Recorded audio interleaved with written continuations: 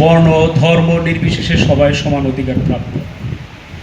আমাদের হিজড়া জনগোষ্ঠীর জন্য বাংলাদেশ সংবিধানে, বাংলাদেশের বিভিন্ন আইনে অনেক ধরনের সুযোগ সুবিধার কথা বলা আছে। সমাজ কল্যাণ মন্ত্রণালয়ের অনেক ধরনের ভাতার ব্যবস্থা আছে, এখানে শিক্ষাবৃত্তি আছে, এখানে বিভিন্ন কাজের সুযোগ সুবিধা আছে, এখানে ঋণ আছে, যুব উন্নয়ন অধিদপ্তরে আমাদের বিভিন্ন প্রশিক্ষণের ব্যবস্থা আছে। এছাড়া বিভিন্ন এনজিও দাতা প্রতিষ্ঠান আমাদের এই জনগোষ্ঠীর জন্য কাজ করছে। আমরা হতাশ হব না। আজকে আমি একটা খুশির খবর দিতে আসছি। আজকে সাভার উপজেলা পরিষদে এই বিরাট বড় একটা মেলা হইতেছে। এটা হলো উদ্যোক্তা মেলা এবং চাকরির মেলা।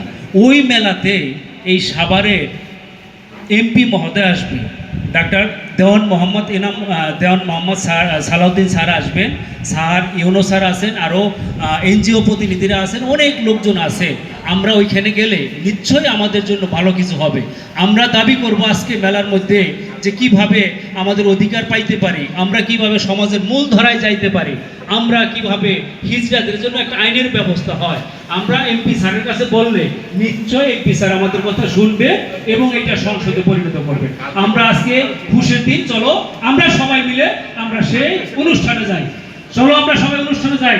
সকলকে অনেক অনেক ধন্যবাদ।